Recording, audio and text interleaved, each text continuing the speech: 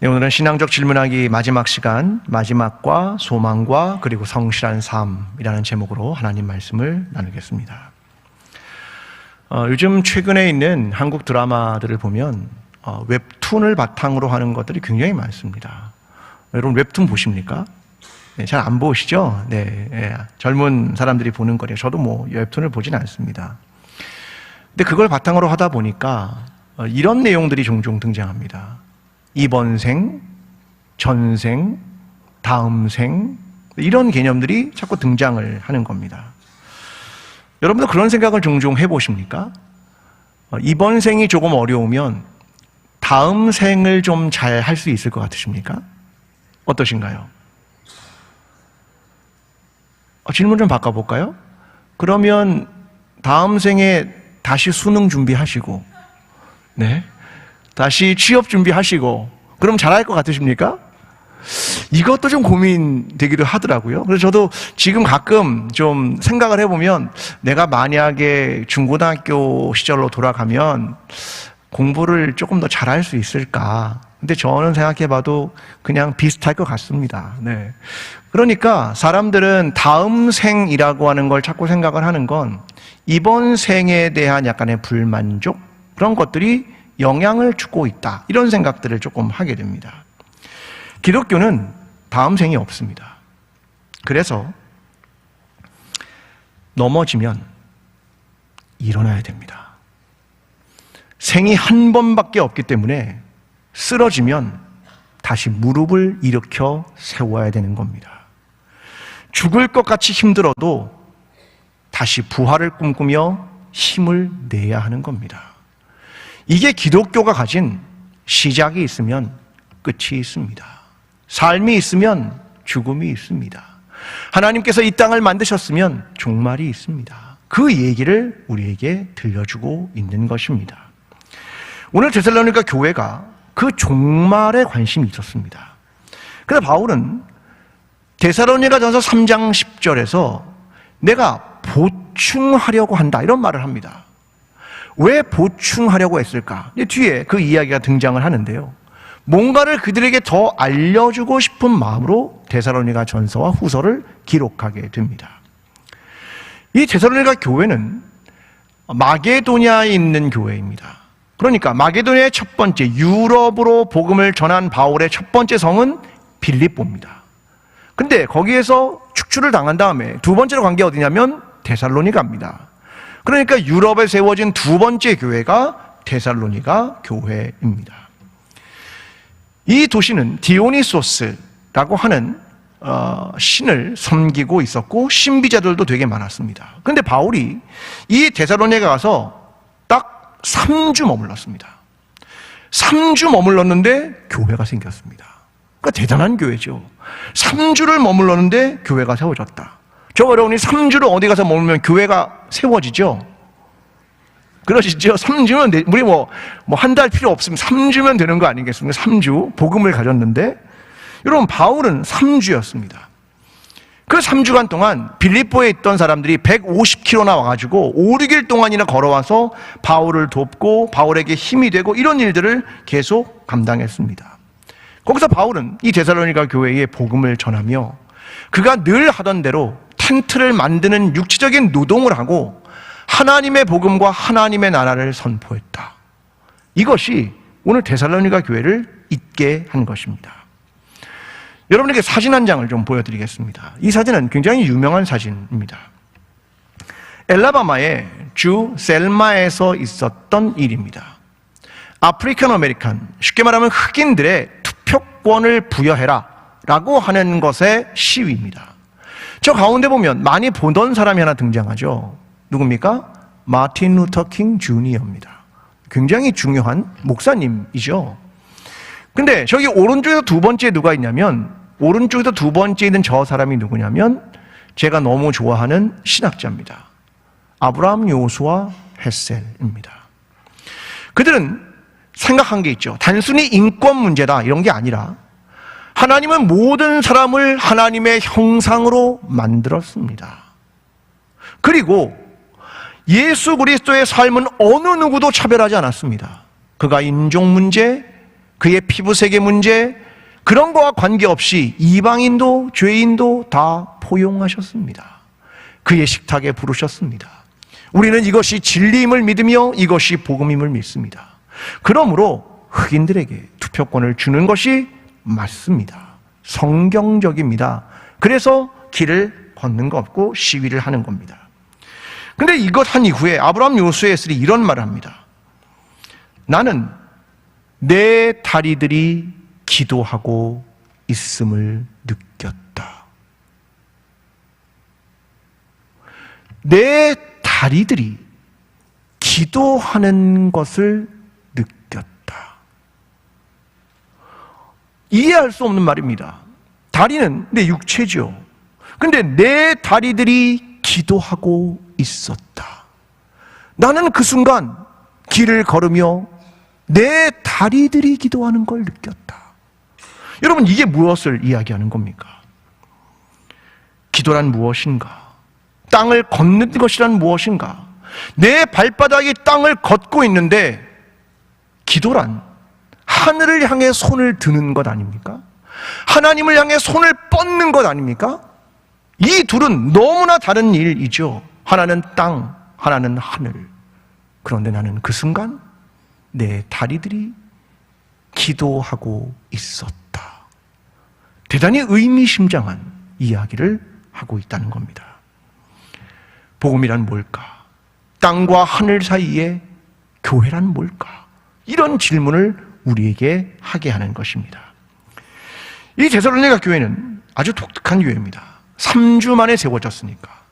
많은 사람은 아니었지만 바울에게 하나의 확신이 있었습니다. 자, 데살로니가서 1장 4절에 이렇게 말합니다. 하나님의 사랑을 받은 형제들아, 너희를 택하심을 아노라. 바울이 복음을 전하며 내가 알고 있는 게 있고 확신하는 게 있다. 뭐냐면 하나님이 너희를 택하셨다. 난 그걸 안다. 그래서 복음을 전하는 겁니다.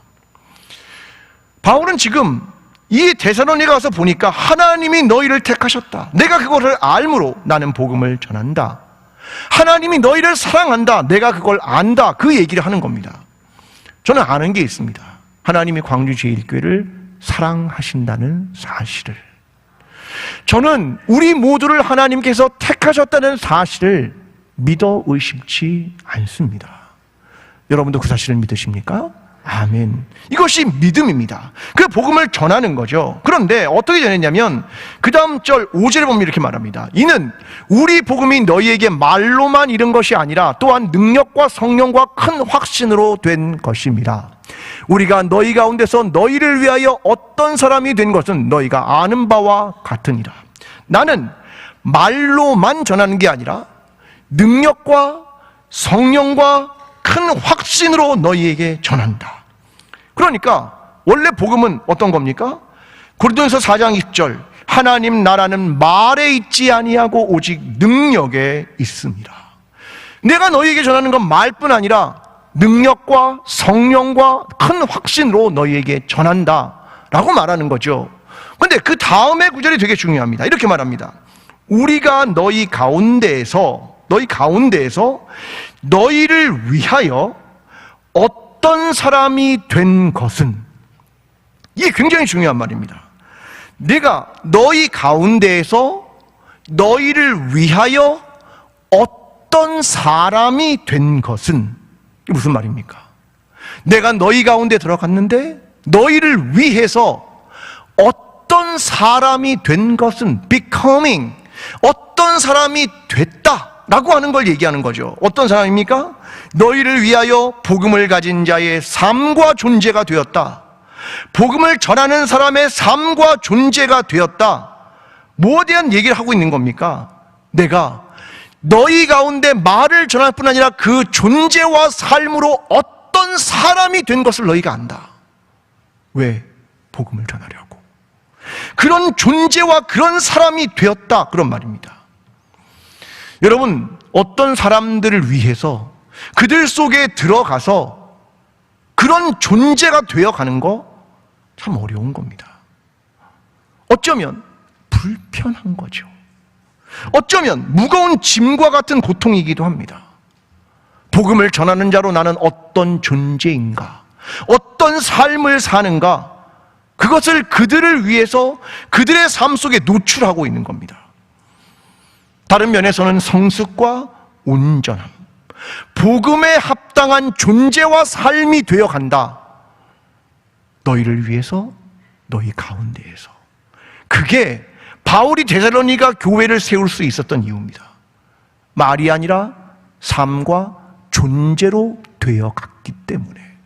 그래서 교회가 출발하는 겁니다. 오늘 저와 여러분은 복음을 가지고 있습니다. 우리는 어떤 사람이 되어가고 있는 겁니까? 어떤 사람이 되어가는 겁니까? 하나님은 창조 때부터 인간을 만드실 때 하나님의 형상으로 만드셨습니다. 그래서 저와 여러분은 모두 뭐냐면 하나님의 형상입니다. 하나님을 보고 싶으십니까? 안 보고 싶으십니까? 보고 싶으면 누구를 보면 됩니까? 옆 사람을 보십시오. 보세요. 보십시오. 네. 이게 신학적으로 이마고 데이입니다. 뭐냐면 image of God입니다. 누가요? 사람이. 하나님이 창조한 사람이 그걸 얘기하는 겁니다. 그래서 잠언 14장 31절이 이렇게 말하는 겁니다. 가난한 사람을 학대하는 자는, 가난한 사람도 뭡니까? 하나님의 형상. 그를 지으신 이를 멸시하는 자요.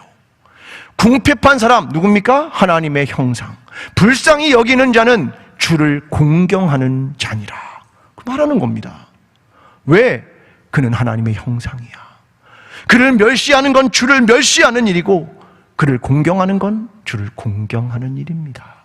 왜? 그가 하나님의 형상이기 때문입니다. 그걸 말하는 겁니다. 그래서 바울이 데살로니가 교회에 내가 어떤 존재가 되어간다, 너희를 위해서, 너희 안에서 그 얘기를 하고 있는 겁니다. 신앙이란 바로 그런 삶이죠. 마치 이건 예수 그리스도의 성육신과 똑같습니다. 이 땅에 오셔서 그런 존재로 살아가신 일. 사실 로마의 신들은 다 그리스 신화로부터 왔죠. 그런데 그리스 신화나 로마 신화의 신들을 여러분도 몇 명은 아시지 않습니까? 몇 명이라고 하는 이유는 신들이 다 인간의 모양을 하고 있는 겁니다. 근데 그 신들이 서로 싸우기도 하고 다투기도 하고 시기하기도 하고 살인을 하기도 하고, 이게 로마의 신들입니다. 데살로니가의 신은 디오니소스입니다. 바쿠스라고도 말하는 이 신은 황홀의 신, 술의 신, 포도주의 신, 풍요의 신, 광란의 신, 그런 신입니다. 인간처럼 말입니다. 그런데 예수 그리스도의 복음을 바울이 전합니다. 예수 그리스도는 누굽니까?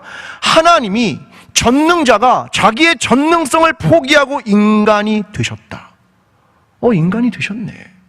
근데 그 예수 그리스도는 어떤 분이냐면 인간의 구원을 위해 기꺼이 십자가에 죽으심, 자기의 전능성을 포기하고 사랑하는 인간을 위해, 구원을 위해 자기 자신을 내려놓는 사랑의 하나님이었다.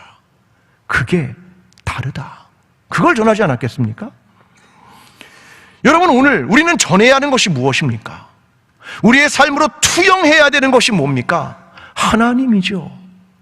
하나님이 누구인가를 삶에서 투영하는 거죠. 마치 우리가 너희 가운데서 너희를 위하여 어떤 사람이 된 것은, 이것은 예수 그리스도가 우리 가운데서 우리를 위하여 어떤 예수 그리스도가 된 것은 이거와 같은 말입니다. 그래서 6절은 이렇게 말합니다. 또 너희는 많은 환난 가운데서 성령의 기쁨으로 말씀을 받아 우리와 주를 본받는 자가 되었으니. 주가 우리에게 하신 것을 본받았고, 바울 나도 너희를 위해 그렇게 행한다. 그래 너희는 교회가 세워졌지. 너희는 그 다음 사람들을 위해 그렇게 본을 행해야 하는 것 아니겠는가? 그 이야기를 우리에게 하는 겁니다. 전통 서화에 가면 체본이라는 게 있답니다. 체본. 네. 체본이라는 게 뭐냐면 저런 그림입니다. 스승이 제자를 가르치기 위해 직접 그려서 본을 보이는 작품, 저게 체본입니다. 뭐에 대해 그렸냐면 국화잎. 스승이 보여주는 겁니다. 국화잎은 이렇게 그리는 거야. 그러면 제자가 그걸 따라 그리죠. 형태를 묘사하고 몇 번이고 그려보고 스승을 닮으려고 하는 거죠. 거기에는 때로는 완급을 조절하고, 때로는 강약을 조절하고, 때로는 그때의 스승의 호흡을 따라가고, 그림을 대하는 스승의 마음을 배우는 겁니다. 그게 체본이라고 하는 겁니다. 여러분, 예수 그리스도가 우리에게 본을 보여주셨죠. 오늘 우리는 무엇을, 어떤 면을, 그의 어떤 호흡과 그의 어떤 마음과 그의 어떤 자세와 삶을 따라가고 싶은 겁니까? 아니면 내가 어떤 신앙의 인물, 내 스승과 같은 신앙의 인물의 어떤 것을 보고 본을 삼고 싶은 겁니까? 그 다음에 나는 어떤 누구에게 그러한 본의 삶을 살 것입니까? 오늘 그것이 데살로니가 교회를 이 땅에 있게 한 겁니다. 오늘 저와 여러분의 삶이 예수 그리스도의 본을 따라 그의 호흡과 그의 마음가짐과 그의 삶을 닮아가며 오늘 우리가 배운 것을 또 다른 사람들에게 전달함으로 주님께서 원하시는 교회, 주님께서 원하시는 예수를 닮은 교회, 그 교회를 이루어가는 저와 여러분의 삶이 되기를 간절히 축원합니다. 데살로니가 교회의 특징이 있다면 종말에 관심이 있다는 겁니다. 마지막에 관심이 있다. 자, 데살로니가전서 4장 13절. 형제들아, 자는 자들에 관하여는 너희가 알지 못함을 우리가 원하지 아니하노니 이는 소망 없는 다른 이와 같이 슬퍼하지 않게 하려 함이라. 난 너희가 자는 자들에 대해서 모르기를 원하지 않아. 그러면서 뒤에 주의 강림에 대한 얘기를 구체적으로 하고 있습니다. 자, 이것은 모두 미래에 일어날 일 아닙니까? 그러니까 이것은 예언입니다. 미래에 일어날 일을 말해주는 거죠. 그런데 당시 로마는 예언에 대해서 금지하는 법이 있었습니다. 당시에 잘못된 예언가들이 사회의 불안을 틈타 혼란을 야기했기 때문입니다. 그래서 AD 11년 아우구스토는 예언금지 칙령을 만들고 AD 16년 디베료는 그런 자들을 사형할 수 있다는 법을 만듭니다. 이게 이후에 그 당시 기독교인들이 억압을 받는 근거 중 하나가 되기도 합니다. 근데 바울은 오늘 데살로니가 전후서에서 주의 강림과 종말에 대한 얘기, 죽은 자들에 대한 얘기를 거침없이 내뱉습니다. 주님은 오신다. 마지막 날이 우리에게 임한다. 이러한 일이 있을 것이다. 이런 얘기를 거침없이 내뱉고 있습니다. 데살로니가전서 4장 14절 이렇게 말합니다. 우리가 예수께서 죽으셨다가 다시 살아나심을 믿을진데 이와 같이 예수 아래서 자는 자들도 하나님이 그와 함께 데리고 오시리라. 이런 얘기를 계속 하고 있는 겁니다. 왜 그럴까? 예언이 금지된데 이런 얘기를 왜 담대하게 말할까? 이유는 두 가지입니다. 하나는 소망을 주기 위한 것이고 또 하나는 위로하기 위한 겁니다. 악한 자들은 종말에 대한 얘기로 불안을 자극합니다. 종말에 대한 이야기는 깨어 있어라 라는 경각심이며 동시에 소망과 위로를 주는 말입니다. 그런데 사람들은 자꾸 종말에 대한 얘기를 하면 언제 오신대, 어디로 오신대, 여기만 자꾸 관심이 있는 겁니다. 이 말의 핵심은 뭐냐면 위로와 소망을 주기 위한 말씀이다. 이걸 놓쳐서는 안 된다는 겁니다. 제자들도 물었죠. 사도행전 1장 6절에서 주께서 이스라엘 나라를 회복시키심이 이때입니까? 이걸 물었습니다. 그들도 거기에 관심이 있었죠. 원래 강림이라는 단어는 그 당시에 왕이 어느 지방에 갑자기 가는 것을 의미하는 단어였습니다. 갑자기 간다.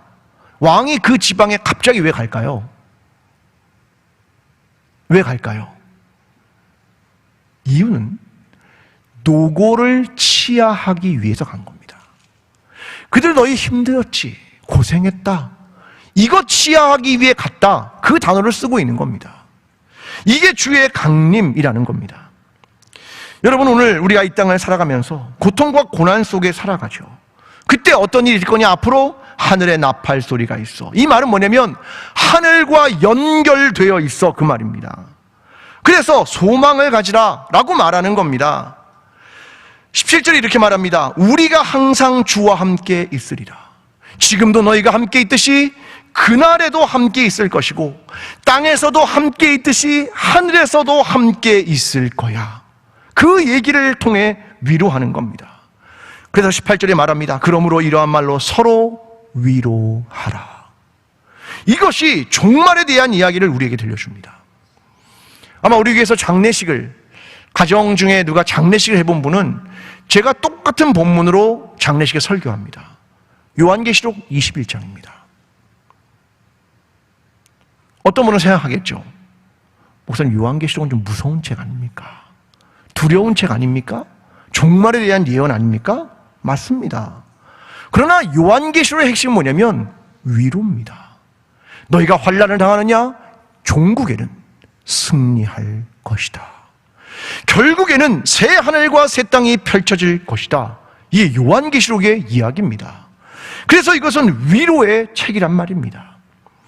그래서 저는 장례식에서 요한계시록에 대한 설교를 하는 것입니다. 여러분, 오늘 우리의 삶은 어떠해야 합니까? 우리의 삶이 힘들고 지칩니까? 끝이 있기를 바라지 않습니까? 그렇습니다. 끝이 올 것입니다. 종말이 우리에게 올 것입니다. 그 시간은 두려움과 공포의 시간이 아니라 힘들었던 모든 삶을 위로받는, 격려받는 바로 그 소망의 날이 너희에게 올 것이다. 그 얘기를 성경이 들려주는 겁니다. 너희가 지금 즐거우냐? 너희가 이 땅에서 즐거움이 하늘까지 연결될 거야. 이걸 이야기하는 것이 오늘 종말에 대한 이야기를 우리에게 들려주는 것입니다. 사랑하는 성도 여러분, 죽음과 종말에 대한 이야기를 들을 때 두려움이 아니라 경각심을 갖고 깨어있지만 소망을 가지고 기다리며 하나님께서 우리를 위로하시는 날, 격려하시는 날임을 기억하며 소망 중에 그날을 기다리는 저와 여러분의 신앙이 되기를 간절히 기도합니다. 초대교회는 임박한 종말론이라는 걸 가지고 있었습니다. 주님이 곧 오신대, 곧 금방 오셔, 금방 오셔, 그런 얘기입니다. 그러다 보니까 어떤 사람들이 금방 오시니까 내가 오늘이라는 선물로 주어진 시간을 그냥 허비하는 겁니다. 성실하게 살지 않고 그냥 곧 오시니까 그냥 기다리고만 있는 겁니다. 그런 자들에 대해서 하고 있는 얘기죠. 데살로니가후서 3장 6절, 형제들아, 우리 주 예수 그리스도의 이름으로 너희를 명하노니 게으르게 행하고 우리에게서 받은 전통대로 행하지 아니하는 모든 형제에게서 떠나라.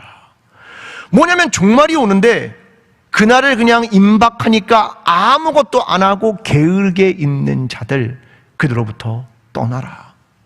이 떠나라는 말은 물러나라, 거리를 두라, 부끄럽게 하라, 개인적 교제를 단절해버려라, 그런 말입니다. 바울은 그들의 삶에서 보여준 게 뭐냐면 텐트 메이커입니다. 텐트를 만드는 거죠. 육체적 노동을 그냥 하는 사람입니다. 근데 그러면서 늘 뭘 전합니까? 하나님 나라. 몸으로는 이 땅에서 육체적인 노동을 하면서 복음은 하나님의 나라에 대한 이야기를 하는 겁니다. 그런데 사람들은 그의 삶을 보고도 그의 이야기를 듣고도 일하기를 싫어하죠. 그래서 데살로니가후서 3장 10절이 말합니다. 누구든지 일하기 싫어하거든 먹지도 말게 하라. 단호합니다. 그들의 신앙, 게으름, 불성실 다 왜곡된 신앙이야. 그들로부터 떠나라. 그 얘기를 들려주는 겁니다. 우리는 초대교회 공동체를 알고 있습니다. 그들은 늘 나눔을 실천했죠. 사도행전 4장에 보면 그 중에 가난한 사람이 없으니 이는 밭과 집 있는 자는 팔아 그 판 것의 값을 가려다가 사도들의 발 앞에 두매 그들이 각 사람의 필요를 따라 나누어 줍니다. 초대교회 공동체는 나누는 공동체입니다. 근데 이걸 약간 각도를 틀면 어떤 공동체냐면 소비적 공동체입니다. 늘 나누니까 소비적 공동체, 뭘 자꾸 나누니까 사용하니까 소비적 공동체가 되는 거죠. 그럼 결과적으로 어떤 일이 있습니까? 고갈이 오는 겁니다. 임박한 종말 사상에 대해서 사람들이 그냥 다 고갈하게 되는 겁니다. 그런데 그 가운데 일하기도 싫고 먹고 놀고 싶고 하는 거죠. 그러니까 오늘이라는 삶도 모르고 하나님 앞에 충성된 삶도 모르고 오늘 거룩하게 살아내려는 노력도 없는 겁니다. 그들은 잘못된 신앙이다. 그들로부터 떠나라. 그 얘기를 들려주는 겁니다. 우리가 아는 장로교를 만들었던 깔뱅이 있습니다. 칼빈이었고 요즘은 좀 깔뱅이라고 부릅니다. 프랑스 사람이기 때문에 그렇죠. 그런데 그가 말하는 중요한 게 있습니다. 뭐냐면 기독교인의 소명의식입니다. 뭐냐면 모든 직업을 통해 하나님은 영광을 받으시고 당신의 직업은 하나님이 소명으로 부르신 겁니다. 이게 말하고 있는 장로교인들의 직업 윤리와 소명의식입니다. 저와 여러분을 부르는 모든 그 직업은 하나님으로부터 온 소명입니다. 그러므로 소명에 응답하는 삶을 사는 것이 복음의 삶입니다. 이것이 장로교인들이 가지고 있는 생각입니다. 이 생각을 받아서 프랑스에 있는 위그노들, 그러니까 이런 장로교의 신앙을 가지고 가서 프랑스에 있는 개신교인들이 신앙생활하는 사람 누구냐면 위그노라고 부릅니다. 근데 위그노들이 만들고 있는 중요한 개념이 있습니다. 그러니까 이들이 복음을 위해 엄청나게 많이 순교한 사람들이거든요. 근데 이들의 신앙 중에 하나가 뭐냐면 이런 단어가 있습니다. entrepreneurship, 기업가 정신이라는 말입니다. 이게 이들의 신앙으로부터 온 겁니다. 전 처음에 영어인데 entrepreneurship, 영어 같지 않다. 프랑스에서 왔기 때문입니다.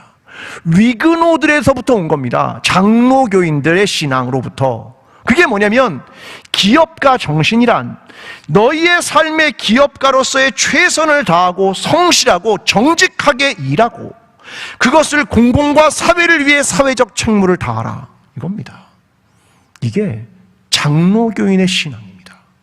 장로교인의 직업정신, 이게 바로 이겁니다.